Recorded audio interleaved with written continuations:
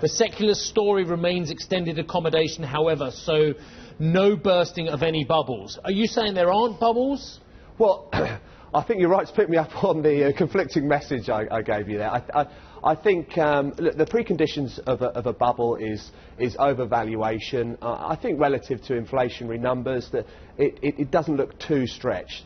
The other precondition I would say is that everyone loves the asset class. When you see it sort of in the tech boom or in the housing market, there is this obsession and love for the asset class. I just don't think that exists in the bond market. I think everyone hates bonds. I think every fund manager you bump into, they're all underweight the asset class, and it's obviously central banks that are the big buyer. What I like is making a market, and we're going to make a market now, because there's your stall, and your stall is diametrically opposite. No, my opinion is actually that the reason why it's a huge bubble is precisely because everyone loves the asset class.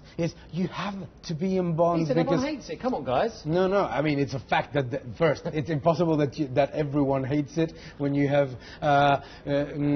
countries that are virtually bankrupt, issuing at negative rates on a weekly basis. So no, they love it, and they actually love it because it's being groomed by the central banks. Central banks are saying, don't worry, buy anything that's out there. It doesn't matter what risk you're taking. Okay.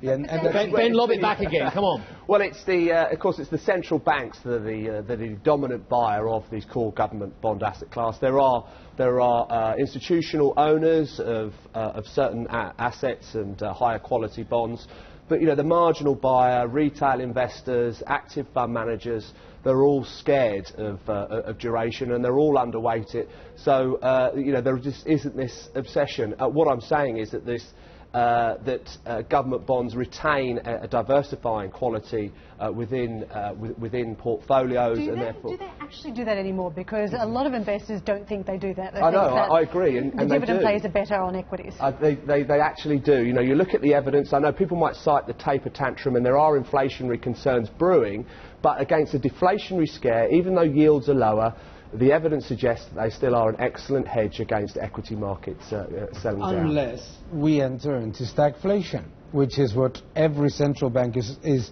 unfortunately trying to deliver, and probably will succeed. And then what you'll have is massive, both nominal and real, losses on a perceived security, $10 trillion of negative yielding bonds that are in pension funds, that are... Inflation's a real threat too.